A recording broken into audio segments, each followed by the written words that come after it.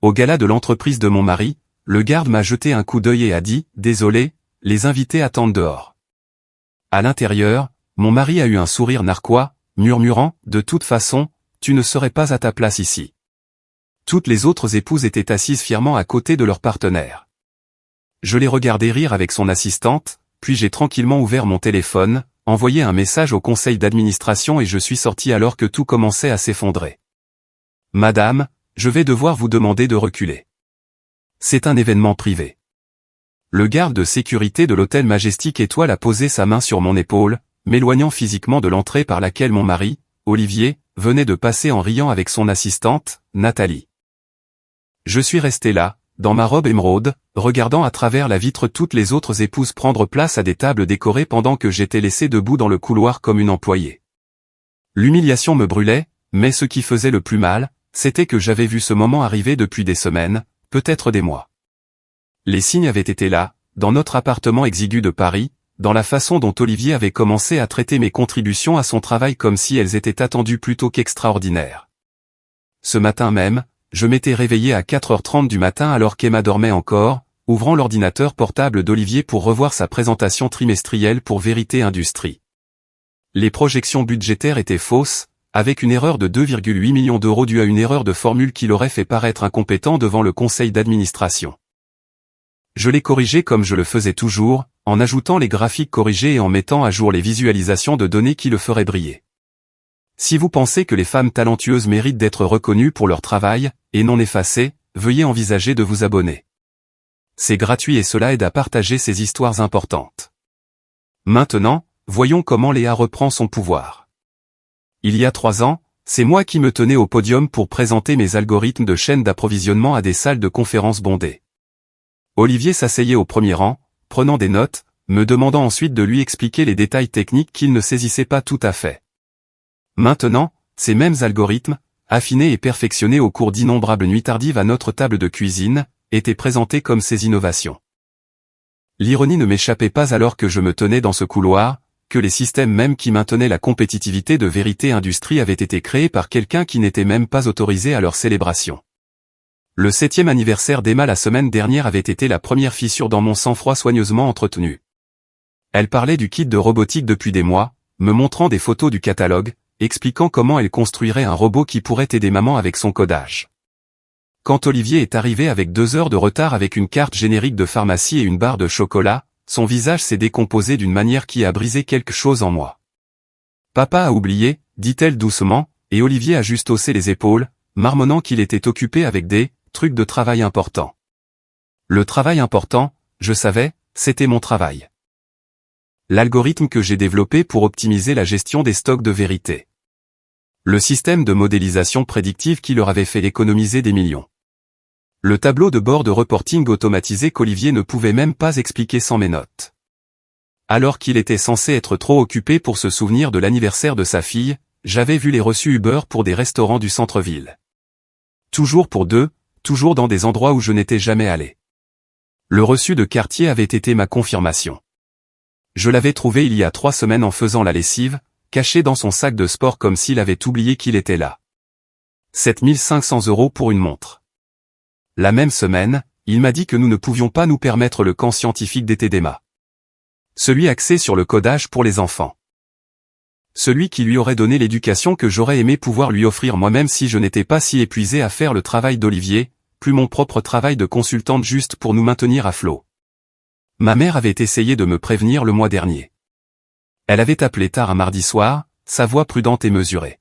« Ma chérie, j'ai vu Olivier aujourd'hui dans le Marais dans ce restaurant français que tu disais vouloir essayer. » Mon cœur s'était arrêté parce qu'Olivier était censé être à Lyon pour une réunion client critique. Il était avec quelqu'un, a-t-elle poursuivi, cette jolie blonde de son bureau, celle de la fête de Noël. Nathalie Dubois, 26 ans, MBA d'HEC, engagée comme assistante d'Olivier il y a 6 mois. Je l'avais rencontrée une seule fois à cette fête de Noël, où elle m'avait regardé comme si j'étais un meuble tout en s'extasiant sur le génie d'Olivier. Maintenant, à travers la vitre de la salle de bal, je la regardais se pencher vers lui, sa main sur son bras, portant la montre Cartier dont j'avais trouvé le reçu. J'ai sorti mon téléphone et j'ai parcouru nos relevés de cartes de crédit communes. Ils étaient là, des frais que j'avais négligés dans ma confiance. Le Ritz du centre-ville les soirs où il travaillait tard. Des dîners pour deux dans des restaurants qu'il me disait être des réunions de clients. Un débit de bijouterie de la veille qu'il n'avait même pas pris la peine de cacher. Le schéma était clair, exposé dans l'historique des transactions comme une carte de la trahison. « Excusez-moi, madame, vous devez reculer davantage », a répété le garde de sécurité, cette fois avec plus de force. À travers la vitre, Olivier s'est tourné et nos regards se sont croisés. Pendant un instant, son expression a vacillé. Surprise, peut-être même honte, mais ensuite il s'est penché vers Nathalie et a dit quelque chose qui l'a fait me regarder et rire. Je ne pouvais pas entendre les mots, mais je pouvais lire clairement sur ses lèvres. De toute façon, tu ne serais pas à ta place ici. 7 ans. 7 ans à me réveiller avant l'aube pour corriger ses erreurs. À sacrifier ma carrière pour qu'il puisse construire la sienne. À m'entendre dire que nous devions investir dans son avenir parce que c'était notre avenir. Je l'avais cru quand il disait qu'une fois qu'il serait vice-président senior, je pourrais relancer ma carrière, peut-être même lancer ma propre société de conseil. Je lui ai fait confiance quand il a dit que mon soutien était temporaire, que nous construisions quelque chose ensemble. Mais debout dans ce couloir, le regardant porter un toast à son succès avec un champagne que je ne goûterai jamais, entouré de collègues qui ne savaient même pas que j'existais, j'ai compris la vérité. Je n'étais pas sa partenaire. J'étais son employé non rémunéré, son avantage invisible, le cerveau qu'il empruntait tout en gardant tout le crédit. Et maintenant, apparemment, la mise à niveau plus jeune et plus blonde à son bras. Mon téléphone a vibré avec un texto de la babysitter d'Emma. Elle demande quand tu seras à la maison pour pratiquer le codage avec elle. Une autre promesse que je devrais rompre parce que j'avais passé l'après-midi à préparer la présentation d'Olivier pour lundi alors qu'il était censé être au bureau, mais en réalité, selon ses services de localisation, à l'appartement de Nathalie. J'ai regardé une dernière fois à travers ces portes vitrées le monde que j'avais aidé à construire mais dans lequel je ne serais jamais la bienvenue, puis je me suis retourné et j'ai marché vers la sortie, mes talons résonnant dans le couloir vide. Le lendemain matin est arrivé avec une sonnette qui n'aurait pas dû sonner.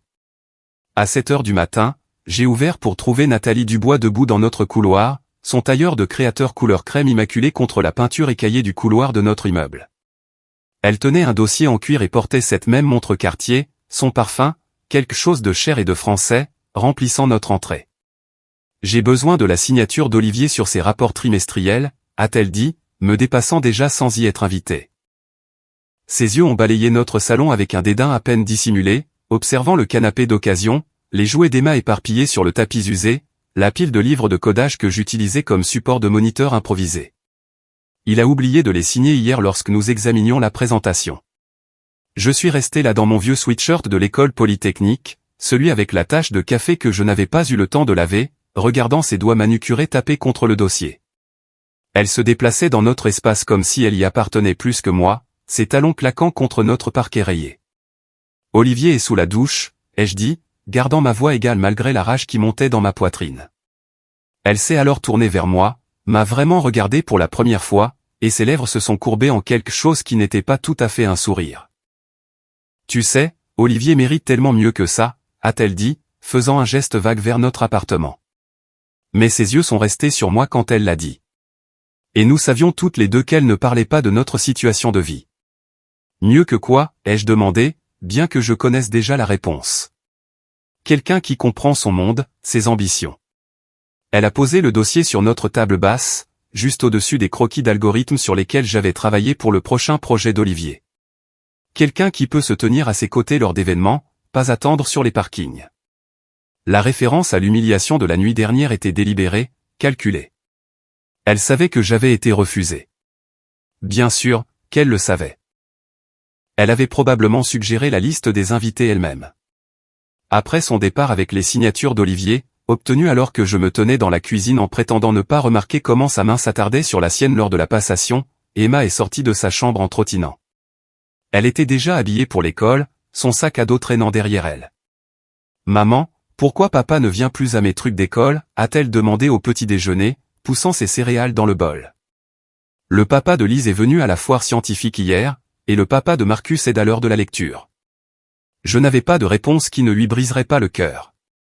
Olivier avait manqué ses 3 derniers événements scolaires, y compris la conférence parents-professeurs où Madame Dupont avait spécifiquement demandé que les 2 parents soient présents pour discuter du placement avancé d'Emma en mathématiques. Papa est très occupé par son travail, ma chérie, ai-je réussi à dire, le mensonge ayant un goût amer. Madame Dupont m'a prise à part à la dépose ce matin-là, son expression inquiète. Madame Moreau, je dois mettre à jour nos informations de contact d'urgence. Votre mari a appelé hier et a dit que si nous ne pouvons pas vous joindre, nous devrions appeler Mademoiselle Dubois. Il a dit qu'elle est son assistante de direction et qu'elle pourrait gérer toute urgence. Le sol semblait se dérober sous mes pieds. Il a fait quoi? Il a également mentionné qu'elle pourrait venir chercher Emma de temps en temps. Je voulais vérifier avec vous d'abord, bien sûr. Je me sentais malade. Nathalie Dubois, qui se tenait dans mon salon il y a quelques heures en me disant que je n'étais pas assez bien, était maintenant sur la liste des contacts d'urgence de ma fille. La violation, la présomption, la planification minutieuse dans le dos d'Olivier. Tout s'est cristallisé en un moment de parfaite clarté. Ce soir-là, pendant qu'Olivier se douchait après une autre réunion tardive, son téléphone a vibré sur la table de nuit. Je connaissais son mot de passe, l'anniversaire d'Emma, ironiquement, et ce que j'ai trouvé a détruit toutes les illusions restantes sur mon mariage. Message après message entre lui et Nathalie, planifiant leur avenir ensemble une fois que sa situation serait réglée. C'est ce que j'étais maintenant, pas une épouse, pas une partenaire, une situation à gérer. J'ai hâte que nous n'ayons plus à nous cacher, avait écrit Nathalie. Bientôt, avait répondu Olivier. Après que la promotion soit passée, Léa ne se battra pas si je présente les choses correctement. Elle ne se bat jamais pour rien. Mon téléphone a sonné alors, me surprenant. C'était Olivier, paniqué depuis son bureau. Léa, Dieu merci. L'algorithme fonctionne mal. Tout le système d'inventaire affiche des erreurs, et j'ai la présentation au conseil d'administration demain matin. Tu dois réparer ça, s'il te plaît. Le désespoir dans sa voix m'aurait ému autrefois. Maintenant, cela sonnait juste comme une opportunité. Je me suis rendu au bureau improvisé de notre appartement, en réalité juste un coin de notre chambre, et je me suis connecté à distance au système de vérité. L'erreur était simple, une entrée de base de données corrompue qui s'était propagée dans tout le système. En la réparant ligne par ligne, j'ai pris une décision. Au plus profond du code, dans des endroits où Olivier ne penserait jamais à regarder, j'ai commencé à intégrer ma signature numérique. Pas seulement mes initiales ou un horodatage, mais une preuve cryptographique complexe de paternité que seul quelqu'un avec des connaissances avancées en programmation reconnaîtrait. Chaque fonction, chaque algorithme, chaque innovation que j'avais créée portait maintenant ma marque cachée. Si jamais j'avais besoin de prouver la propriété, ces miettes de pain mèneraient directement à moi. C'est réparé, ai-je dit à Olivier au téléphone une heure plus tard. Tu me sauves la vie, a-t-il dit, le soulagement inondant sa voix. Je ne sais pas ce que je ferais sans toi. Apparemment, tu es en train de le découvrir, ai-je dit doucement. Mais il avait déjà raccroché. Marguerite est arrivée une heure plus tard, tenant une bouteille de vin et arborant l'expression de quelqu'un qui apporte de mauvaises nouvelles. Nous étions amis depuis l'université, et son mari, Daniel, travaillait au service comptable de vérité. Léa, je dois te dire quelque chose, a-t-elle dit, sans même attendre d'être complètement à l'intérieur. Daniel a entendu les dirigeants hier. Olivier va être promu vice-président senior le mois prochain. C'est bien, ai-je dit mécaniquement, bien que rien dans le succès d'Olivier ne me semble bon. Il y a plus. Marguerite nous a versé du vin à toutes les deux avec des mains tremblantes. Nathalie est promue aussi. Un rapport direct à Olivier avec un salaire complètement sans précédent pour son niveau d'expérience. Léa, il n'essaie même pas de le cacher. Tout le monde le sait. Tout le monde sauf l'épouse qui avait construit les systèmes mêmes qui rendaient Olivier assez précieux pour être promu. Tout le monde sauf la femme qui avait sacrifié sa propre carrière, qui avait passé d'innombrables nuits à déboguer du code pendant qu'Olivier dormait, qui avait créé des innovations qui avaient fait économiser des millions à vérité sans même recevoir une mention dans le bulletin de l'entreprise. J'ai regardé le vin dans mon verre, rouge foncé comme la colère que je réprimais depuis des mois. Voici peut-être, Marguerite m'a serré la main, et à ce moment-là, j'ai pris une décision. Je ne serai pas une situation à gérer. Je ne serai plus la femme invisible derrière le succès d'Olivier. 2 semaines après la visite de Marguerite, l'invitation est arrivée dans notre boîte aux lettres un jeudi après-midi. Du papier cartonné crème épais avec un gaufrage doré, le logo de Vérité Industrie brillant en haut. J'ai passé mon doigt sur le texte. Monsieur Olivier Moreau est cordialement invité au gala annuel d'excellence de Vérité Industrie.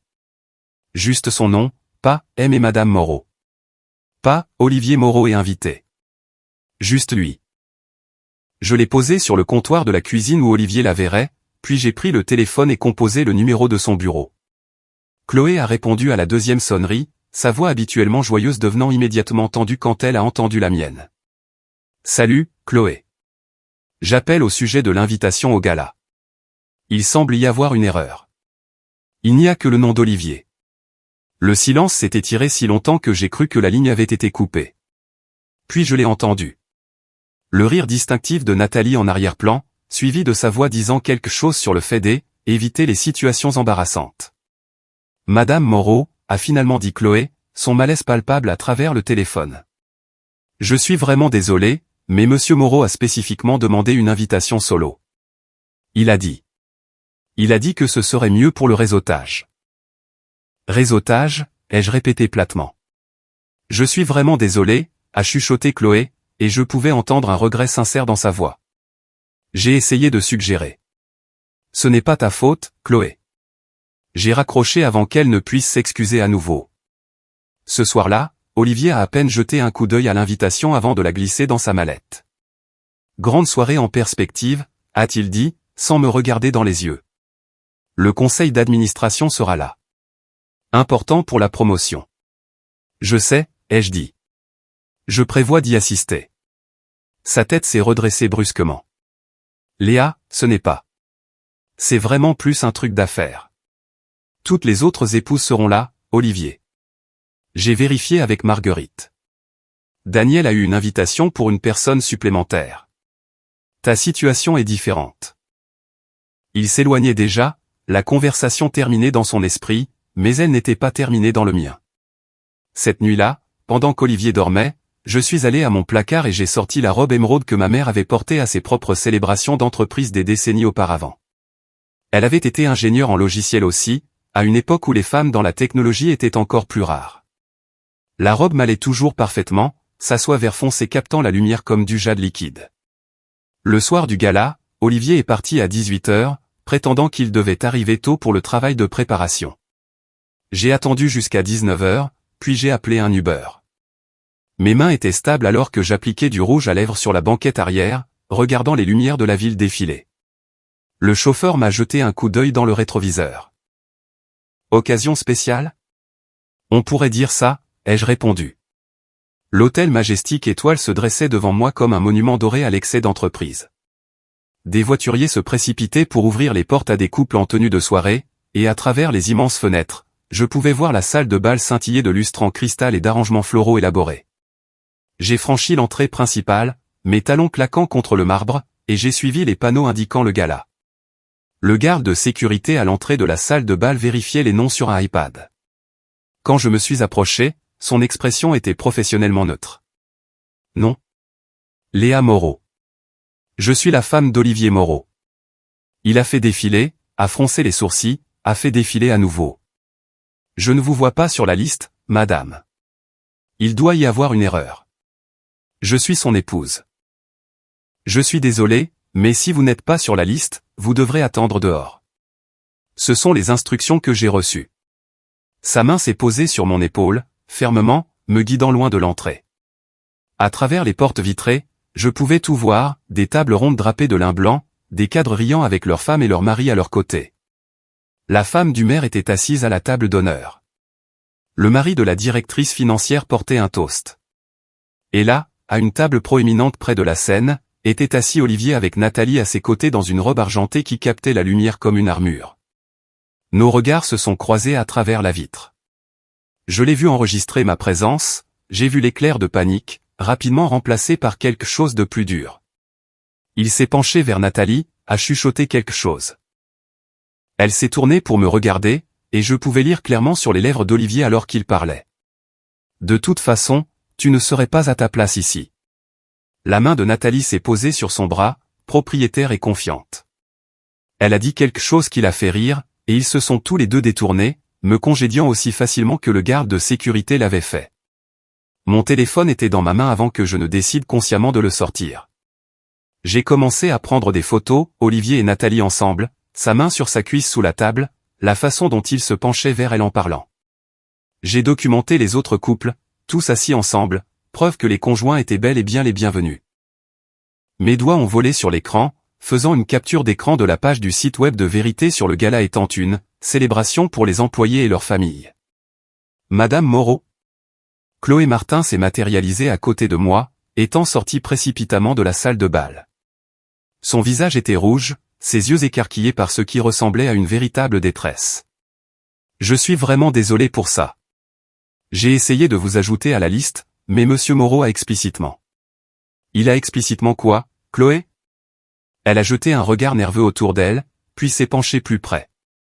Il a signé des documents le mois dernier. Des papiers officiels déclarant que toutes les innovations algorithmiques de son département étaient sa seule création. Le conseil d'administration ne connaît pas vos contributions parce que, légalement, sur le papier, elles n'existent pas, mon sang s'est glacé. Il a renoncé à mon travail? Je n'étais pas censé les voir, mais je traite tous ces papiers. La voix de Chloé a baissé encore plus. Il a menacé mon emploi quand il a réalisé que je les avais lus. Il a dit que si jamais je mentionnais votre implication dans un projet, il me ferait mettre sur liste noire dans l'industrie. Chloé, Il y a plus, chuchotait-elle presque maintenant. Le projet durant il y a 3 ans, celui qui a sauvé l'entreprise pendant la fusion. Je sais que vous avez fait ce travail. Monsieur Leclerc a spécifiquement demandé à Olivier comment il avait développé une solution aussi élégante, et Olivier a dit qu'il y travaillait en solo depuis des mois. Henri Leclerc, le président du conseil d'administration. J'ai regardé à travers la vitre à nouveau et je l'ai trouvé à la table d'honneur, ses cheveux argentés reconnaissables même de loin. Comme s'il sentait mon regard, il a jeté un coup d'œil vers les portes. Nos regards se sont croisés un instant, et son expression a changé pour devenir perplexe. Il a légèrement incliné la tête, un éclair de reconnaissance traversant ses traits. Il y a 3 ans, j'avais fait du conseil privé pour Henri par l'intermédiaire d'un tiers, réglant un problème critique avec l'algorithme de ses portefeuilles d'investissement personnels. Il n'avait jamais su que c'était moi. Le contrat était sous mon nom de jeune fille, toute la communication par des canaux cryptés. Mais il avait loué le travail comme étant de la résolution de problèmes de niveau génie. Maintenant, il regardait la femme d'Olivier debout devant le gala de son entreprise, et je pouvais voir les rouages commencer à tourner dans son esprit. Chloé m'a serré doucement le bras. Madame Moreau, vous méritez tellement mieux que ça. Alors qu'elle retournait dans la salle de bal, je suis resté dans le couloir, mon téléphone lourd dans ma main, rempli de preuves de mon humiliation. Mais l'humiliation se transformait en autre chose, quelque chose de froid, de précis et de puissant. Ces temps de rage refoulée se sont cristallisés en une clarté absolue. J'ai ouvert mon email et j'ai commencé à taper un message à Henri Leclerc, en joignant une seule photo, l'algorithme que j'avais créé pour son portefeuille il y a 3 ans avec ma signature numérique intégrée dans le code. J'ai envoyé l'email à Henri Leclerc avec des doigts tremblants, puis je me suis éloigné de l'hôtel Majestic Étoile la tête haute. Le lendemain matin, je me suis réveillé avec une clarté singulière. Si je voulais récupérer ma vie, j'avais besoin de preuves indéniables. Pas seulement des captures d'écran ou des sentiments blessés, mais des preuves si complètes que les mensonges soigneusement construits d'Olivier s'effondreraient comme du sable. La première chose que j'ai faite a été de visiter un magasin d'électronique du centre-ville. Le vendeur, à peine sorti de l'université, m'a aidé à choisir un logiciel d'enregistrement légal en France. Le consentement d'une seule partie signifiait que je pouvais enregistrer les conversations dont je faisais partie. J'ai payé en espèces, je l'ai installé sur mon ordinateur portable cet après-midi-là pendant qu'Olivier était au travail, et je l'ai synchronisé pour capturer toute conversation à portée de son bureau à domicile. Pendant 3 mois, je suis devenu 2 personnes. Le jour, j'étais l'épouse parfaite qu'Olivier attendait. Je repassais ses chemises avec la même précision que j'appliquais autrefois au débogage du code, obtenant des plis exactement parfaits.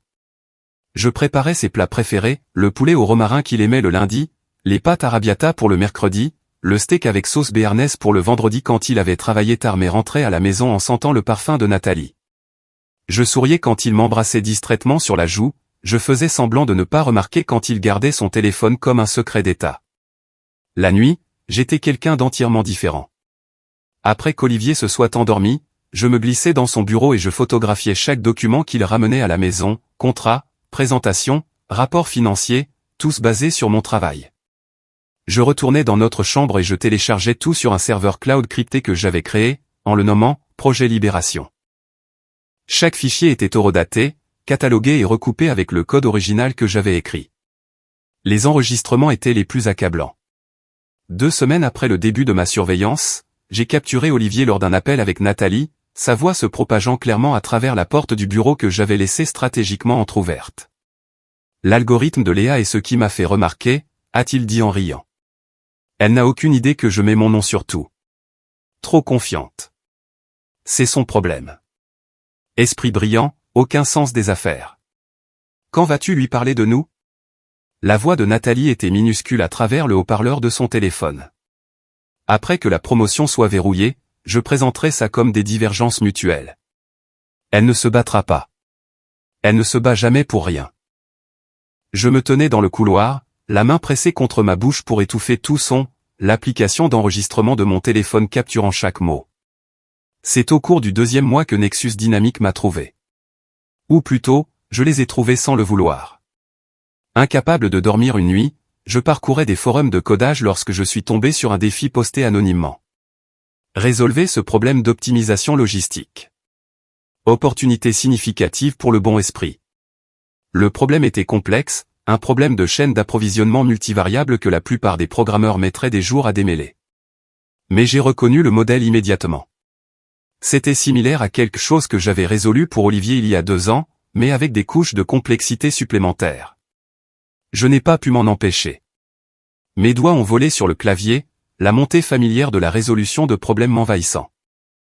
2 heures plus tard, j'ai soumis ma solution sous un pseudonyme. Le lendemain, mon téléphone personnel a sonné avec un numéro inconnu. Mademoiselle Chevalier? La voix était professionnelle, confiante. C'est Patricia Kelman, PDG de Nexus Dynamics. Nous avons publié ce défi, et votre solution était extraordinaire. Mon cœur s'est arrêté. J'avais utilisé mon nom de jeune fille sur le forum, mais d'une manière ou d'une autre, elle m'avait trouvé. Nous suivons votre travail depuis un certain temps, a poursuivi Patricia. Les améliorations que vous avez soumises à notre API publique il y a 6 mois. Nous savons que c'était vous. Nous aimerions vous offrir un poste. Directrice de l'innovation, pleine reconnaissance pour tout votre travail, et un salaire de départ de 420 000 €. Je me suis affalé sur notre lit, le téléphone pressé contre mon oreille. Vous connaissez ma situation. Nous reconnaissons le talent quand nous le voyons, quel que soit le nom sur les papiers. L'offre tient quand vous serez prête. Le 3e mois a apporté un chagrin inattendu. J'organisais des fichiers de preuves lorsqu'un email est arrivé avec un sujet qui m'a serré la poitrine, en souvenir de la professeure Sophie Weiss. Mon professeur de Polytechnique, mon mentor, la femme qui avait vu du potentiel en moi alors que je n'étais qu'une première année effrayée, était décédée. La nécrologie décrivait son travail révolutionnaire en apprentissage automatique, son dévouement à soutenir les femmes dans la technologie, sa conviction que le génie ne devrait jamais être caché. Emma m'a trouvé en sanglots à la table de la cuisine, la nécrologie brillant toujours sur l'écran de mon ordinateur portable. « Maman, pourquoi pleures-tu » Je l'ai serrée contre moi, respirant l'odeur de son shampoing. Quelqu'un de très important pour moi est mort, ma chérie. Elle croyait en moi quand je ne croyais pas en moi-même. Je crois en toi, maman, a dit solennellement Emma. Tu es la personne la plus intelligente que je connaisse. Cette nuit-là, j'ai renommé mon dossier de preuve.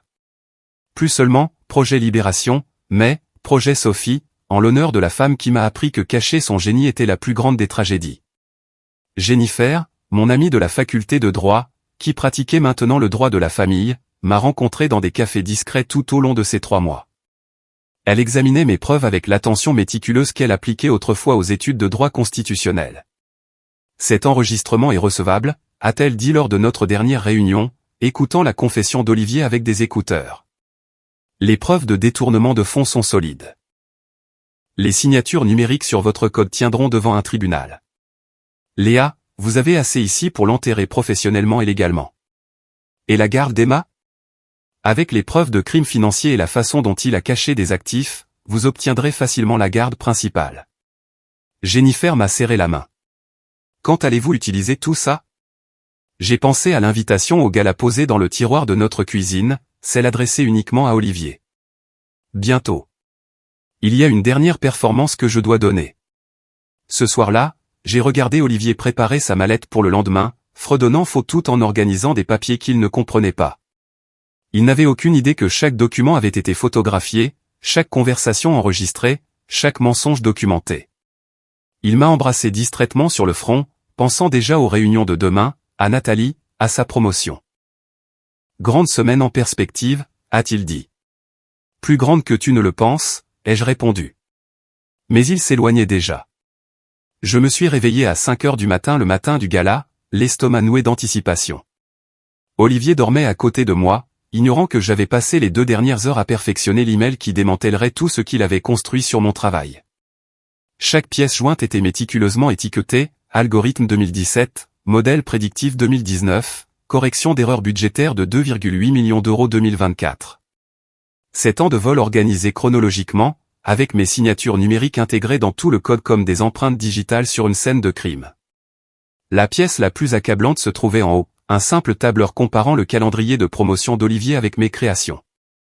Chaque pic dans sa carrière correspondait exactement à quelque chose que j'avais construit. La corrélation était indéniable, les preuves accablantes.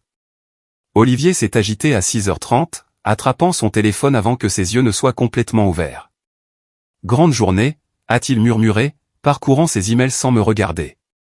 La plus grande, ai-je convenu, le regardant depuis mon oreiller. Il a pris sa douche pendant que je lui préparais son café, 2 sucres, une touche de crème, exactement comme il l'aimait. Quand il est sorti, son eau de Cologne a rempli notre chambre, la chair que Nathalie avait probablement choisie. Il a enfilé son smoking sur mesure, celui qui coûtait plus cher que toute l'année de programme parascolaire d'Emma. Tu es beau, ai-je dit, sincèrement. Il était beau, comme le cadre prospère qu'il était devenu sur les fondations de mon travail. Merci. Il a ajusté ses boutons de manchette, ceux en platine que je lui avais offerts pour notre 5e anniversaire, à l'époque où je croyais encore en nous. Écoute, à propos de ce soir. Tu travailleras tard. Je sais. Il a fait une pause, entendant peut-être quelque chose dans mon ton. Mais alors son téléphone a vibré. Un texto de Nathalie, j'ai supposé à la façon dont son visage s'est illuminé, et le moment est passé. Ne m'attends pas, a-t-il dit, m'embrassant sur le front avec des lèvres qui semblaient être celles d'un étranger. Le geste était automatique, sans signification, comme signer un document sans le lire. Je ne le ferai pas, ai-je promis. Il est parti à 15h, prétextant qu'il devait revoir des présentations avant le gala. Je l'ai regardé depuis la fenêtre de notre chambre alors que sa voiture disparaissait au coin de la rue, puis j'ai ouvert mon ordinateur portable. L'email à Henri Leclerc était dans mes brouillons, programmé pour être envoyé à exactement 20h47, en plein milieu de l'annonce de promotion anticipée d'Olivier. Objet, le véritable architecte du succès de Vérité, Urge. Le message lui-même était bref, Monsieur Leclerc, vous avez un jour loué mon travail comme étant de la résolution de problèmes de niveau génie. Ce soir, je résous un autre problème. Les documents ci-joints prouvent que chaque innovation attribuée à Olivier Moreau a été créée par moi, Léa Chevalier. Les algorithmes, les économies de coûts, les solutions révolutionnaires, tout est à moi. J'ai des enregistrements, des signatures de code et de la documentation couvrant 7 ans. Je pensais que vous devriez savoir qui a vraiment construit l'avantage concurrentiel de votre entreprise. Léa Chevalier, anciennement Moreau, Marguerite est arrivée à 16h avec une trousse de maquillage et des renforts sous forme de Prosecco. Aujourd'hui, nous allons te rendre inoubliable, a-t-elle annoncé, me tirant dans notre salle de bain. Elle a travaillé avec la concentration d'une artiste, sculptant mes pommettes, définissant mes yeux avec une ombre fumée qui les rendait féroces plutôt que fatigués. Quand elle a fini avec mon visage, elle a coiffé mes cheveux en un chignon élégant qui mettait en valeur mon cou, ma bague de promotion de Polytechnique captant la lumière quand je bougeais. La robe, a-t-elle ordonné, et j'ai récupéré la robe émeraude de ma mère de sa cachette dans le placard de la chambre d'amis. Olivier a dit que c'était trop, ai-je mentionné en l'enfilant. Olivier est un idiot, a répondu sèchement Marguerite en me fermant la fermeture éclair. Tu as l'air de ce que tu es, une force avec laquelle il faut compter. J'ai regardé mon reflet. La femme qui me regardait n'était pas l'épouse invisible qui avait passé 7 ans dans l'ombre. C'était quelqu'un d'autre. Quelqu'un qui avait sa place dans les salles de conseil, sur les scènes, à la tête des tables. Marguerite nous a conduites à l'hôtel Majestic Étoile dans sa BMW, une musique classique jouant doucement dans les haut-parleurs. Tu sais ce que tu fais, a-t-elle demandé alors que nous nous arrêtions au service de voiturier. Je reprends ce qui m'appartient. Bien, elle m'a serré la main, sa bague de mariage pressant ma paume. Daniel est à l'intérieur. Il s'assurera que les gens regardent quand ça arrivera. Le hall de l'hôtel bourdonnait déjà d'invités en tenue de soirée se dirigeant vers la salle de bal. Je suis resté en retrait, chronométrant mon approche. À 20h30, je me suis dirigé vers l'entrée où le même garde de sécurité d'il y a quelques semaines se tenait avec son iPad. « Madame » a-t-il commencé en me reconnaissant. « Je sais. Les invités attendent dehors. » Je me suis positionné de manière à avoir une vue dégagée à travers les portes vitrées. À l'intérieur, Olivier se tenait au micro, Nathalie brillant à ses côtés dans une robe qui coûtait probablement plus cher que le salaire mensuel de la plupart des gens. Henri Leclerc était assis à la table d'honneur, son téléphone face cachée à côté de son assiette. D'autres membres du conseil d'administration étaient dispersés dans la salle, les verres de champagne levés alors qu'Olivier commençait ce qui était clairement son discours d'acceptation de promotion. J'ai sorti mon téléphone à exactement 20h46. Une minute avant l'envoi de mon email programmé, mais je ne pouvais pas attendre. Mes doigts ont bougé sur l'écran, tapant 4 mots à Henri Leclerc, vérifiez votre email. Maintenant. J'ai appuyé sur envoyer et j'ai regardé à travers la vitre le téléphone d'Henri vibrer. Il a froncé les sourcils, l'a pris, et son expression est passée d'une légère contrariété à un choc. Ses yeux se sont écarquillés alors qu'il ouvrait pièce jointe après pièce jointe. Le directeur financier à côté de lui a remarqué sa réaction et s'est penché. En quelques secondes, leurs 2 téléphones étaient sortis.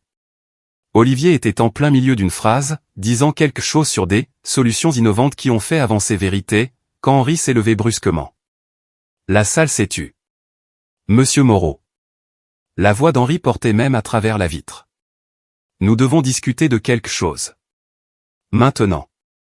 Le sourire confiant d'Olivier a vacillé. Derrière lui, la main de Nathalie s'est posée sur son bras, mais il l'a repoussée, son visage perdant toute couleur alors que de plus en plus de membres du conseil vérifiaient leur téléphone. L'effet domino était magnifique. Un téléphone s'allumant, puis un autre, jusqu'à ce que toute la table d'honneur regarde des écrans montrant 7 ans de mon travail avec mon nom estampillé numériquement partout. Daniel, le mari de Marguerite, s'est levé de sa table dans le service de comptabilité. « Est-ce vrai ?» a-t-il demandé à voix haute. Olivier a-t-il pris le crédit pour le travail de sa femme? La salle de bal a éclaté. Des voix se sont élevées dans la confusion et l'indignation. Quelqu'un a dit, les algorithmes ont des signatures intégrées. Une autre voix, cela remonte à 7 ans. Pendant tout ce temps, je suis resté dans le couloir, visible à travers les portes vitrées, portant la robe émeraude de ma mère qu'Olivier disait être trop. Plusieurs personnes à l'intérieur m'ont remarqué, pointant du doigt, chuchotant. Les yeux d'Henri ont croisé les miens à travers la vitre, et cette fois son signe de tête n'était pas perplexe. C'était de la compréhension, de la reconnaissance, du respect. Le regard d'Olivier s'est finalement posé sur moi, et à ce moment-là, il a su. Son château de cartes ne s'effondrait pas seulement. Il était délibérément démoli, carte par la femme qu'il avait dit d'attendre dehors. Les portes de la salle de bal se sont ouvertes brusquement et Olivier en est sorti en titubant, son sang-froid poli complètement brisé.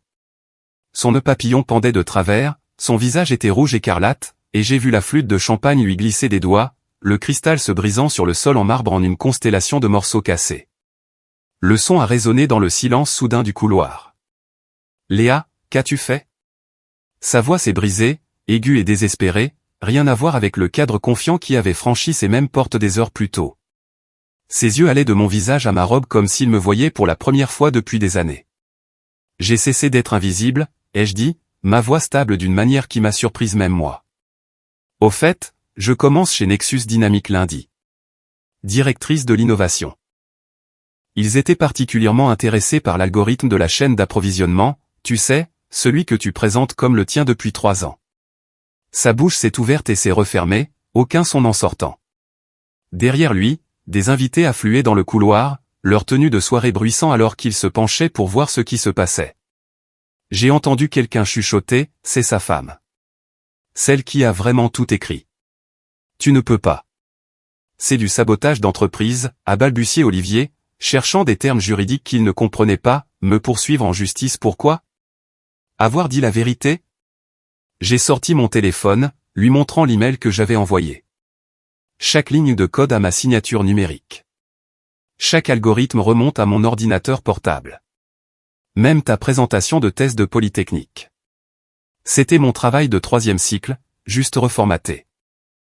Henri Leclerc est sorti de la salle de bal alors, ses cheveux argentés légèrement ébouriffés, son expression un fascinant mélange de fureur et de quelque chose qui ressemblait presque à du respect.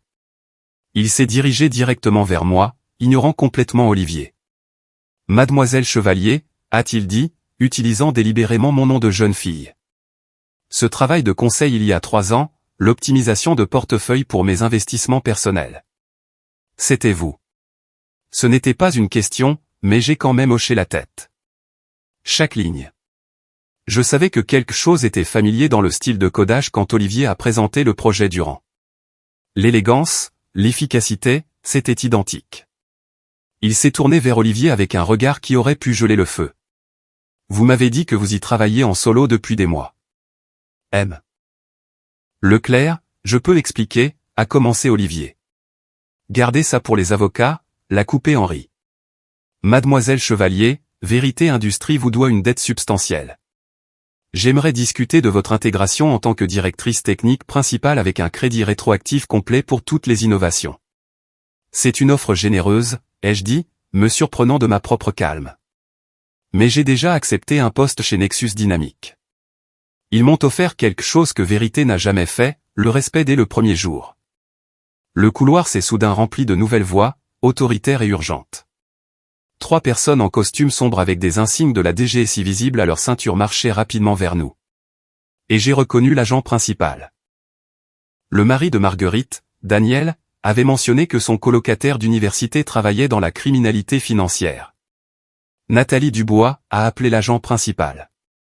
Nathalie, qui avait essayé de se fondre dans la foule des invités, s'est figée. Sa robe argentée ressemblait soudain à une armure qui ne pouvait pas la protéger. Nous devons vous parler concernant des accusations de détournement de fonds chez Vérité Industrie et 2 entreprises précédentes. C'est de la folie. La façade composée de Nathalie s'est complètement fissurée. Je n'ai rien fait. C'est un coup monté.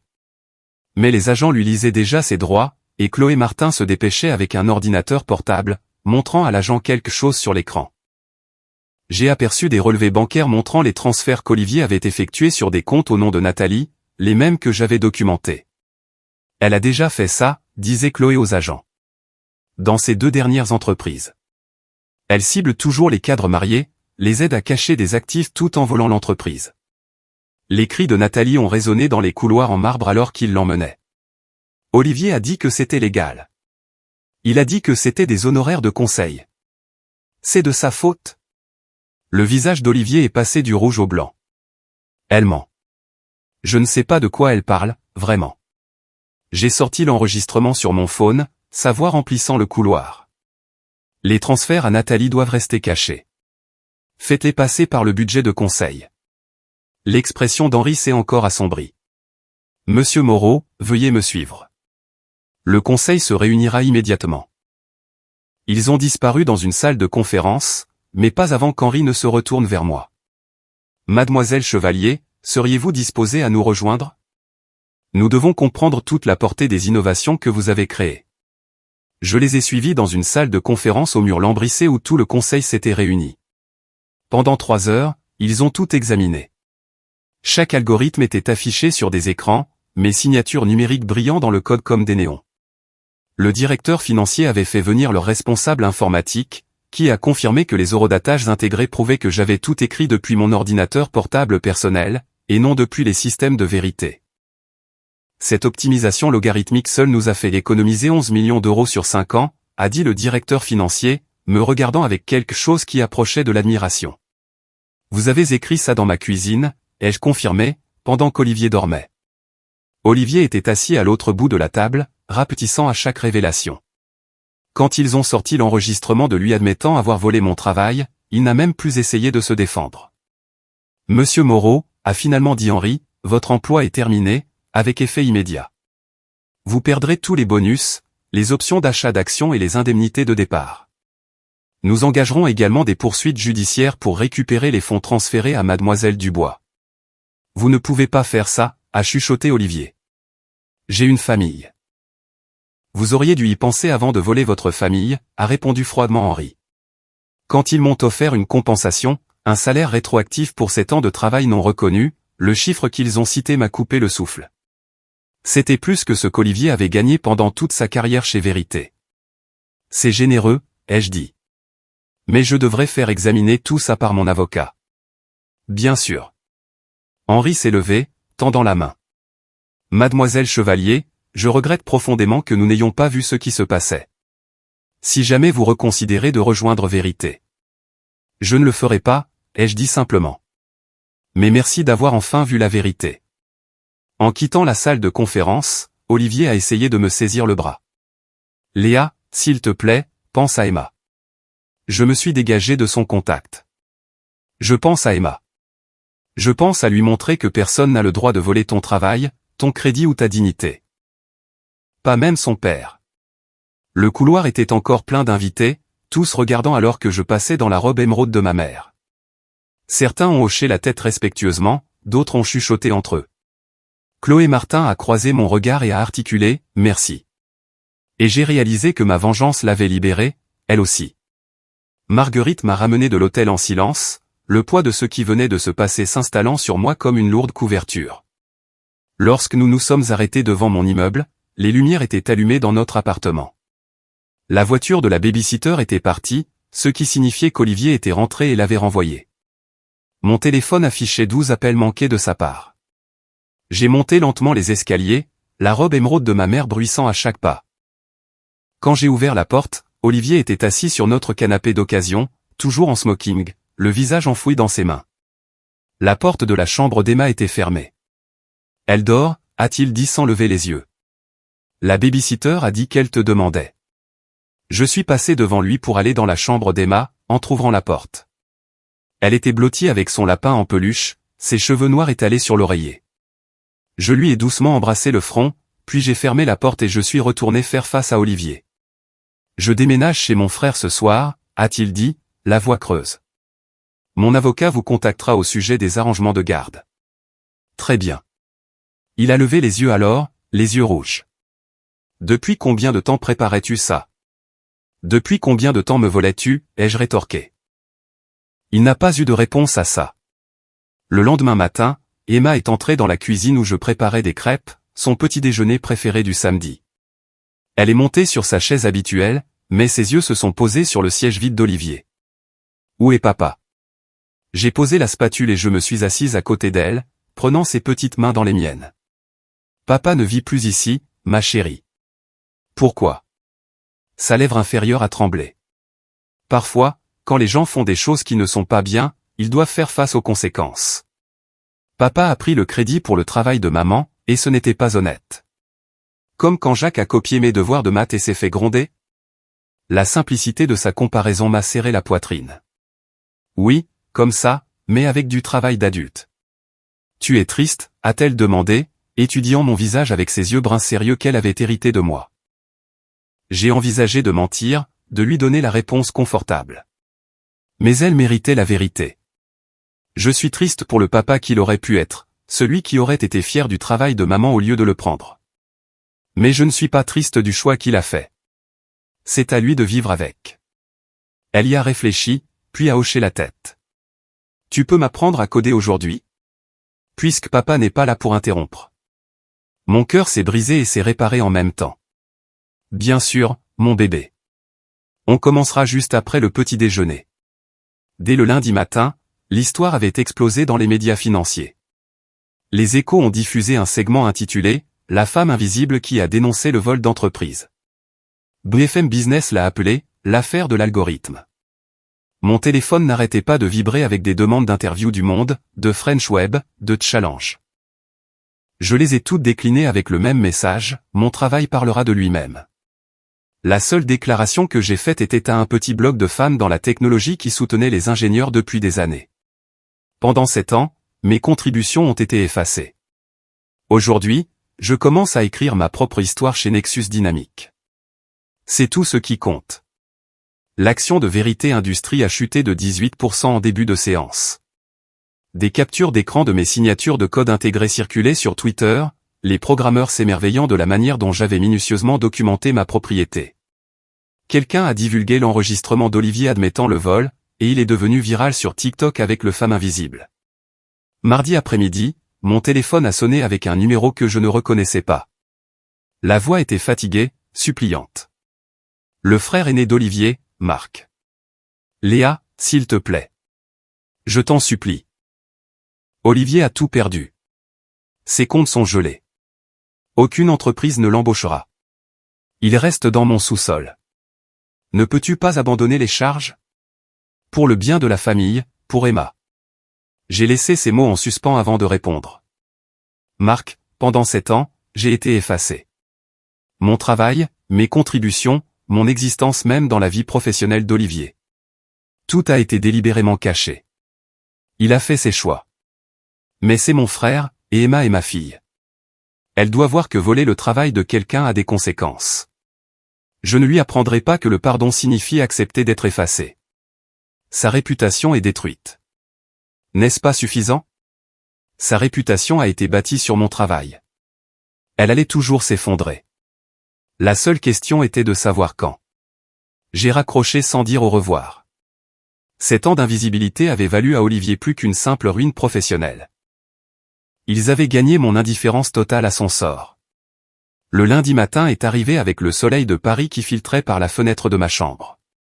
Je me suis habillé avec soin, un tailleur bleu marine qui m'allait parfaitement, ma bague de promotion de Polytechnique Poly, les boucles d'oreilles en perles de ma mère qu'elle avait portées pour son propre premier jour chez IBM il y a 40 ans. Emma m'a regardé me préparer, les yeux brillants de fierté. Tu as l'air d'une patronne, maman. Je suis une patronne, ma chérie. Le bâtiment de Nexus Dynamique était tout en verre et en acier, une architecture moderne qui parlait d'innovation et de transparence.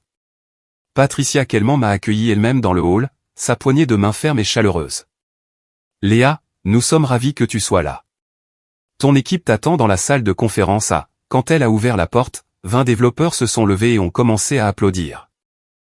Le son m'a submergé comme une pluie chaude après une sécheresse de 7 ans. Ce n'étaient pas des applaudissements polis.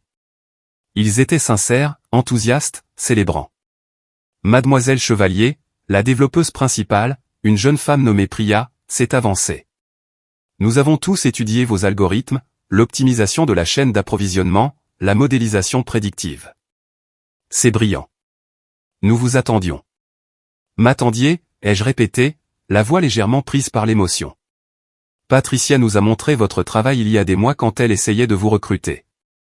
Nous espérions que vous nous choisiriez depuis, a souri Priya. Personne d'autre ne pense comme vous. Votre code, c'est comme de la poésie qui fonctionne réellement. Un développeur plus âgé nommé James a ajouté, je suis dans ce domaine depuis 30 ans, et vos solutions élégantes à des problèmes complexes, ce sont des sujets de manuel. Littéralement, Polytechnique veut utiliser vos algorithmes dans leurs cours. Debout là, entouré de gens qui voyaient mon travail, qui connaissaient mon nom, qui célébraient mes contributions, j'ai enfin compris ce que signifiait la reconnaissance. Pas volé, pas emprunté, pas caché derrière le nom de quelqu'un d'autre, mais mérité, reconnu et célébré. Merci, ai-je réussi à dire, les yeux me piquant de larmes que j'ai refusé de laisser couler. Devrions-nous nous mettre au travail? Patricia a souri. Votre bureau est prêt quand vous le serez. Suite d'angle, votre nom déjà sur la porte. Alors que l'équipe se dispersait vers leur poste de travail, bavardant avec enthousiasme sur les projets que nous allions aborder ensemble, je me suis tenu près de la fenêtre surplombant la ligne d'horizon de Paris. Quelque part là-bas, Olivier était probablement dans le sous-sol de son frère, parcourant des emails de refus d'emploi. Quelque part, Nathalie rencontrait des avocats au sujet de ses accusations de détournement de fonds. Quelque part, Vérité se débattait pour comprendre les systèmes que j'avais construits. Mais ici, dans cette pièce, où mon nom était connu et mon travail apprécié, j'étais exactement là où je devais être. 6 mois avaient tout transformé. Je me tenais dans les coulisses du sommet de l'innovation tech de Paris, les mains stables alors que je passais en revue mes diapositives de présentation une dernière fois. L'algorithme que j'avais créé, maintenant correctement crédité à Léa Chevalier, avait révolutionné la logistique dans le commerce de détail, la santé et l'industrie manufacturière. 3 industries, des milliards d'économies. Et cette fois, mon nom était sur chaque diapositive. 5 minutes, Mademoiselle Chevalier, a dit le régisseur, et j'ai hoché la tête, lissant ma robe noire. Pas émeraude cette fois, mais quelque chose que j'avais choisi pour moi-même. L'auditorium était plein à craquer.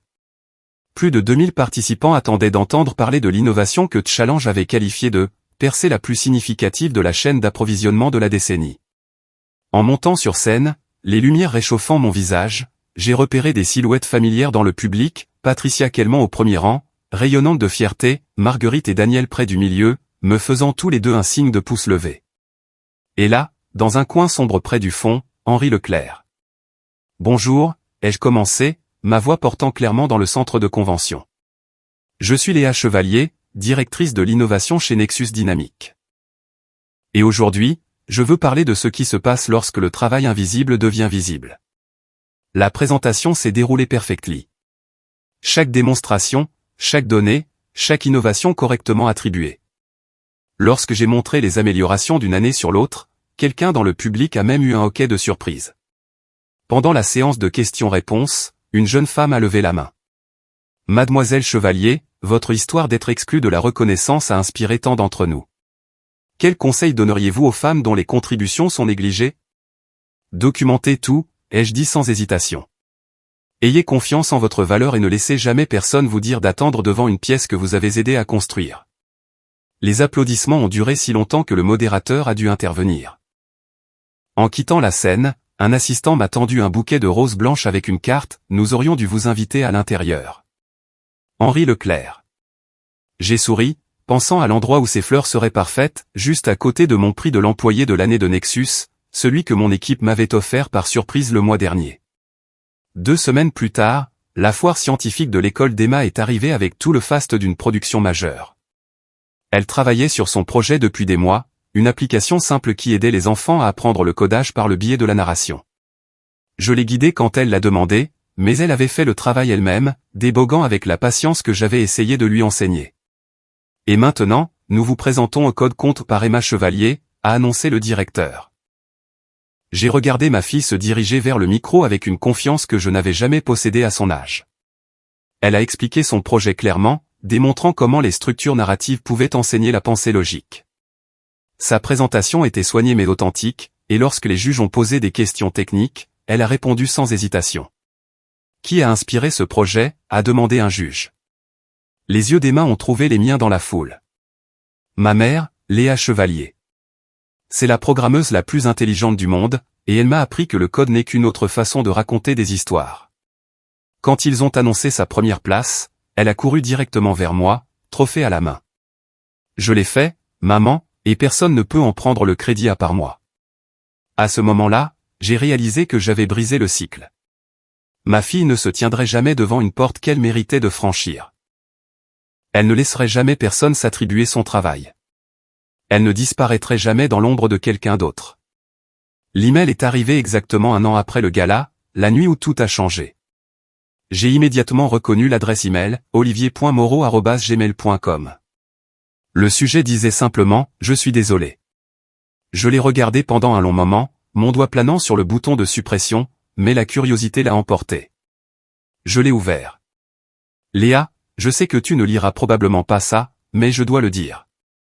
Je travaille maintenant chez le concessionnaire Toyota de mon frère, au service après-vente. C'est un travail honnête, au moins.